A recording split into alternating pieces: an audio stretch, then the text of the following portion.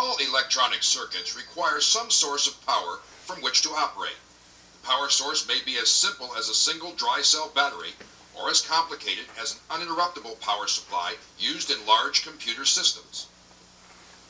The purpose of any power supply is to convert the available electric power into the type of current and voltage required for normal circuit operation.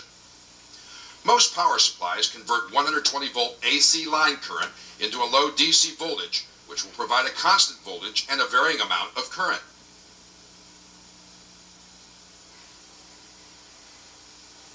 Here we see a block diagram of a basic power supply, along with typical waveforms produced by the different sections of the system.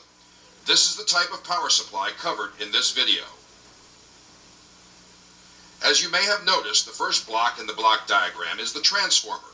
In Part 2 AC, you learned how the transformer was designed and how it operated.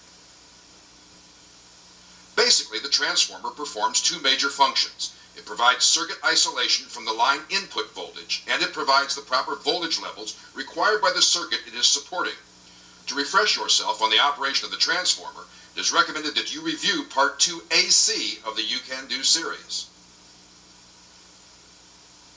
We will begin our study of the power supply with the different types of rectifier circuits. The purpose of the rectifier section of the power supply is to convert the transformer's alternating current into a pulsating direct current. In most modern equipment, this is accomplished by using semiconductor diodes. As you recall, diodes will conduct current in only one direction. The first circuit we shall examine is the half-wave rectifier, since it is the simplest of all rectifier circuits. The half-wave rectifier simply consists of a single diode. During one alternation of the AC cycle, the diode will be forward biased, and it will allow the current to flow through the load and complete the path back to the secondary winding of the transformer. During the second alternation of the AC cycle, the diode will be reverse biased, and it will not allow the current to flow back to the secondary winding of the transformer. Since the diode only allows the current to flow for half of every cycle, it will produce a series of pulses for every half cycle when the diode is forward biased. However, when the diode is reverse biased, the voltage will drop to almost zero. This is because no current will flow through the diode when it is reverse biased. The net result of this action will be a series of positive half-cycle pulses being developed across the load. The major disadvantage of the half-wave rectifier circuit is that it is too inefficient. Therefore, the half-wave rectifier circuit is not normally found in today's modern electronic equipment. Most pieces of modern equipment will use a full-wave rectifier circuit. There are two types of full-wave rectifiers, the bridge rectifier and the full-wave rectifier. We shall discuss the full-wave circuit first.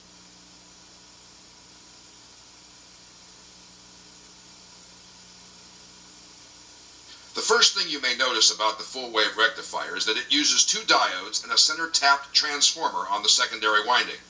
Basically, the full-wave rectifier is a combination of two half-wave rectifiers.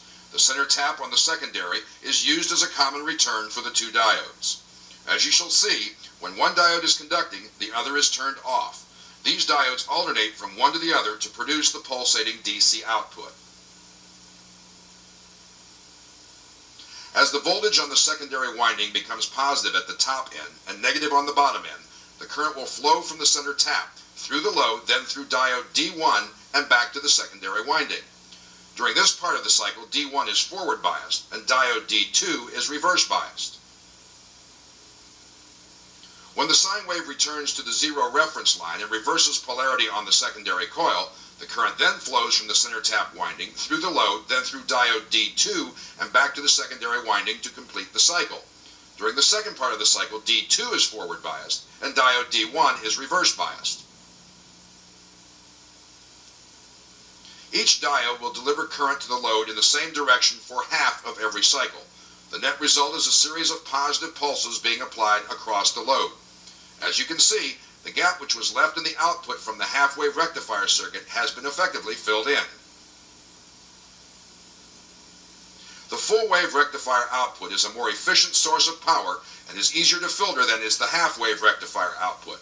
Also, the average value of DC voltage will be much higher for the full-wave circuit, than would be available from the half-wave rectifier circuit.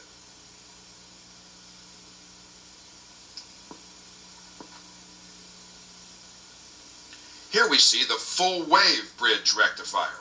The full-wave bridge rectifier requires 4 diodes rather than the 2 required by the regular full-wave circuit. Also, the bridge rectifier circuit does not require a center tap transformer.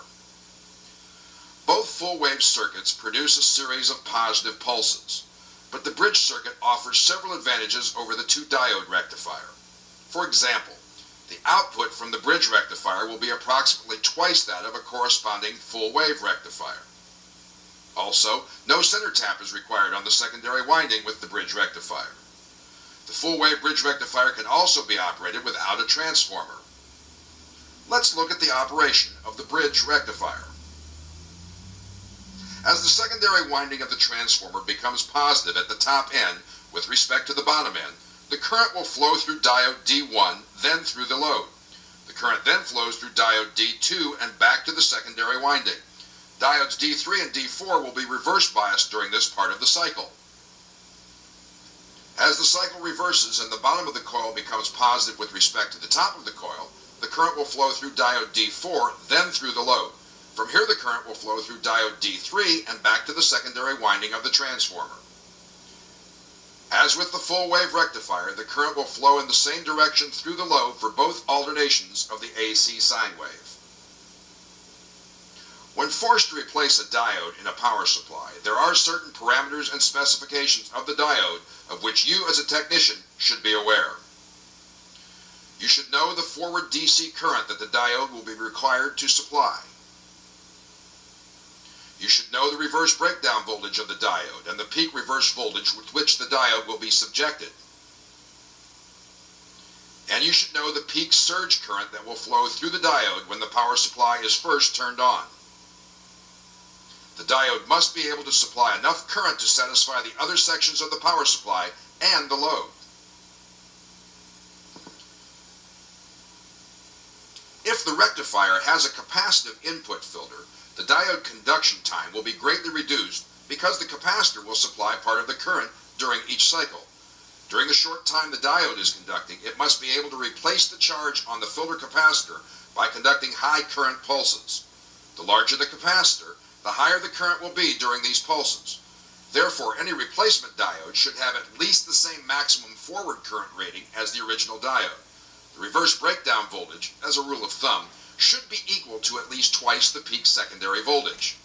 The surge current parameter is very important because most rectifier circuits use capacitive input filter circuits.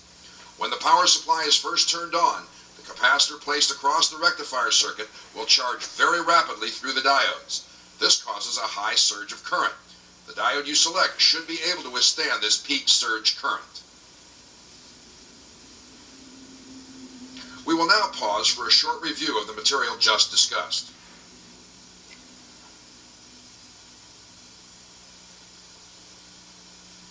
The function of the rectifier section in any power supply is to convert the incoming alternating current into a pulsating direct current. The 3 most common rectifier circuits used are the half-wave, full-wave, and full-wave bridge. Since the full-wave rectifier circuit only uses 2 diodes, it must have a center tap transformer. The full-wave bridge rectifier, on the other hand, uses 4 diodes and does not require a center tap transformer. When replacing diodes in a power supply, there are certain parameters and specifications you must be aware of. These are the forward DC current rating, reverse breakdown voltage rating, peak surge current rating, and the power rating of the device. This concludes our first review. Next, we will examine the filter section of the power supply.